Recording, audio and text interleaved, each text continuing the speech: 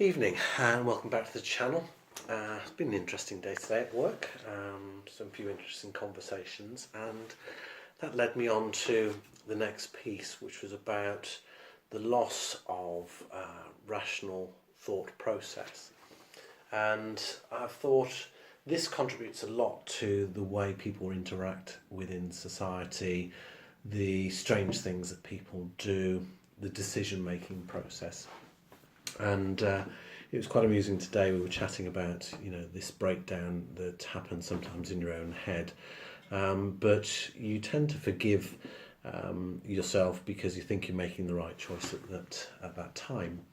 And one of the things I remembered was about a rational thought process that I had when I was a young man, and looking at an electric fire and thinking, how did it work? So obviously we know now how an electric fire works. Is that an electric current passes through a wire, and the resistance heats that wire up and it gets hot. But I didn't know that at the time, so I thought, well, what happens to the wire? And so in my rational thought process, I thought I'll try an experiment, and turned a 1 kilowatt electric fire on and touched the wire to see how long it would take it to get hot, not realising that the electric current would damn near kill me.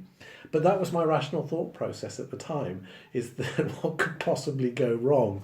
And I can remember getting a little bit dazed as I was thrown across the room, not only with a burnt finger, but having passed about 10 million volts or whatever it is through my body.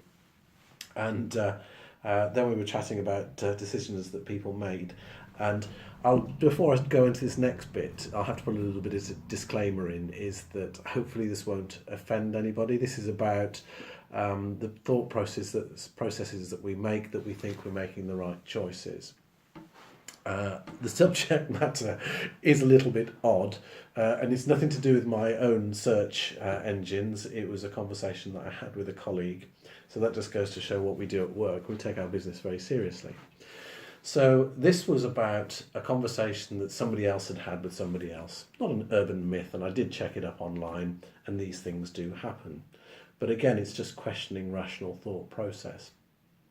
So this was about somebody who works in an X-ray department, and how interesting they've found their career about things that have been inserted inside people from X-rays. So obviously somebody goes in and they've experimented, let's say. But the one story was about, again, really focusing on a rational thought process.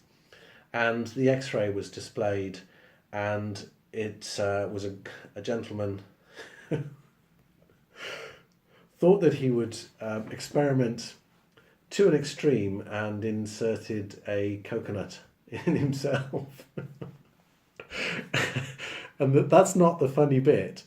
It was how he'd gone about it, because it was really quite well planned. So he'd got a coconut. So this is the start of the thought process. This guy's thinking, I'd like to experiment by putting something inside me.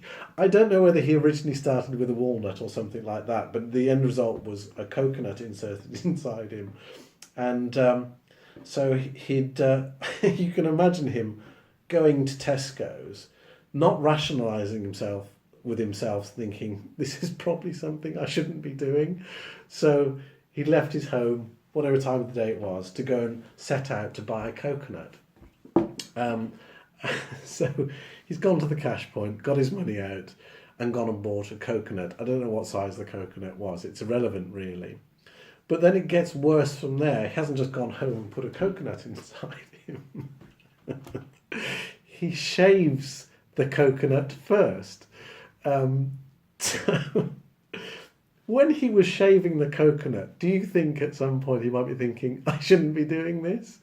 But he continues anyway, cleanly shaves the coconut. This is all pre-planned. And to protect himself, he puts the coconut inside a carrier bag. Now, there's some good thought process here, is that if it did go beyond the elastic band, shall we call it, and this thing disappears inside. He's got a plastic bag to remove it from himself. But unfortunately, things went wrong for this guy. But at no point did he think he's going to question his rational thought process. So in many ways, I applaud him. And in other ways, he should be removed from human society for even trying it.